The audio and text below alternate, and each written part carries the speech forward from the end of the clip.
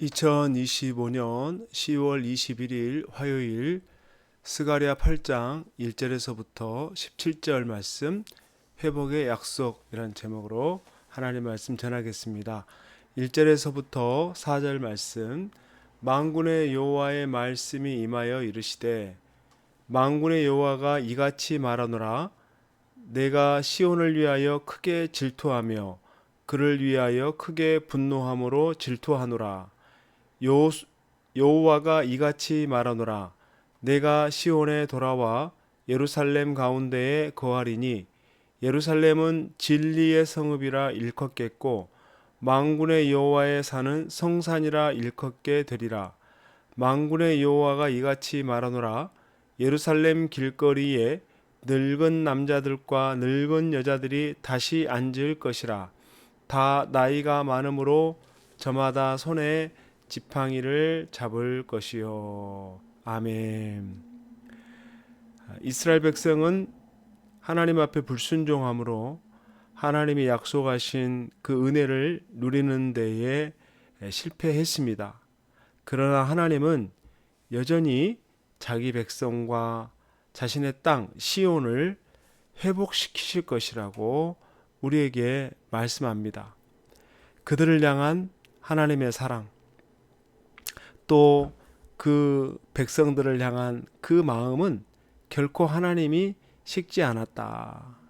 그래서 이렇게 표현합니다. 내가 시온을 위하여 크게 질투하며 그를 위하여 크게 분노함으로 질투하노라. 그 백성을 향한 하나님의 마음, 하나님이 결코 예루살렘을 포기하지 않으신다는 말씀이죠. 그리고 다시 그 무너진 예루살렘을 새롭게 하실 것임을 약속하고 있습니다. 훗날 예루살렘은 진리의 성읍이라 일컫겠고 만군의 여호와의 산은 성산이라 일컫게 되리라. 자, 포로 생활 중에 있던 백성에게는 참 이러한 약속이 믿겨지지 않고 현실처럼 다가오지 않았을 겁니다. 그러나 이 하나님의 계획은 절대 무산되거나 변경되지 않음을 우리에게 말씀합니다. 이스라엘 백성들이 하나님과의 관계를 깨뜨리고 하나님과 맺은 그 언약을 그들이 깨뜨리셨음에도 불구하고 하나님이 다시 그들을 회복하고자 하시는 이유가 무엇인가? 그것은 이스라엘을 향한 하나님의 사랑이 변하지 않았다는 것. 과거에나 지금이나 앞으로도 이스라엘 백성, 자기 백성을 향한 사랑은 변치 않았다는 겁니다. 그래서 하나님은 결국 그 시온을, 예루살렘을 다시 회복하실 것이라고 우리에게 말씀하는 겁니다. 이스라엘은 과거에 하나님으로부터 엄중한 심판을 받았습니다. 그들이 하나님의 언약을 깨뜨리고 온갖 더러운 죄를 범하고 우상을 섬김으로써 그들이 하나님께 엄중한 심판을 받았지만은 이제 하나님이 친히 그들을 회복시킬 것이라고 말씀합니다. 회복시키신다는 것은 하나님이 이스라엘 향한 마음이 변치 않는다는 거예요. 변한 것은 백성이었죠. 하나님은 변치 않았습니다. 늘 줄곧 백성을 향한 사랑, 백성을 향한 그 기대를 하나님이 항상 가지고 계셨다. 그들이 여러 가지의 환난을 통과하고 고난을 이겨낸 이후에 하나님이 다시금 그 백성들을 일으키시고 그 땅을 회복시켜 주시고 그 땅에 놀라운 하나님의 평강을 허락해 주실 것임을 말씀하고 있는 겁니다. 7절에서부터 8절 만군의 여호와가 이같이 말하노라 보라 내가 내 백성을 해가 뜨는 땅과 해가 지는 땅에서부터 구원하여 내고 인도하여다가 예루살렘 가운데에 거주하게 하리니 그들은 내 백성이 되고 나는 진리와 공의로 그들의 하나님이 되리라. 아멘. 하나님은 계속해서 말씀합니다. 내가 내 백성을 해가 뜨는 땅과 해가 지는 땅에서부터 구원하여 내고 인도하여다가 예루살렘 가운데에 거주하게 하리라. 여러 곳으로 흩어져 있는 백성들을 하나님이 친히 불러 모으시겠다. 그들이 해가 뜨는 땅과 해가 지는 땅, 정반대죠. 그러나 그들이 어디 있든지 간에 하나님이 찾아서 구원해 주시겠다 말씀합니다. 그들은 언약을 깨뜨리고 하나님께 불순종했지만은 하나님은 그들을 향한 사랑, 공의와 진리는 조금도 바뀌지 않았고 하나님의 때에 그들을 회복시키시고 하나님의 전적인 주권으로 그들을 이끌고 나가시겠다라고 약속하는 겁니다. 참 변치 않으신 하나님, 이러한 모습을 보면은 우리가 평소에 하나님을 오해했구나라고 느껴지는 게 뭐냐면은 우리는 하나님 앞에 조금만 잘못하면은 하나님이 당장에 심판하시고 우리에게 벌을 내리실 분이라고 그렇게 생각하면서 하나님을 두려워합니다. 하지만 하나님은 우리를 향한 사랑과 신실함을 단 한 번도 버린 적이 없습니다. 말씀을 버리고 하나님의 은혜를 버린 쪽은 항상 우리였습니다. 인간이었습니다. 하나님이 복된 길이라고 알려주신 그 길을 싫어하고 멀리했던 존재가 바로 하나님이 아닌 인간이었습니다. 어떠한 상황에 처해 있든지 하나님의 사랑과 은혜를 계속해서 신뢰하는 그런 거룩한 하나님의 백성이 되어야 하겠습니다. 그리고 하나님이 이루어 가시는 그 구원의 역사는 정말로 우리 인간의 상상을 뛰어넘는 놀라운 방법으로 하나님이 우리를 회복시키시고 이끌어 가심을 깨닫게 됩니다. 9절에서부터 12절 만군의 여호와가 이같이 말하노라.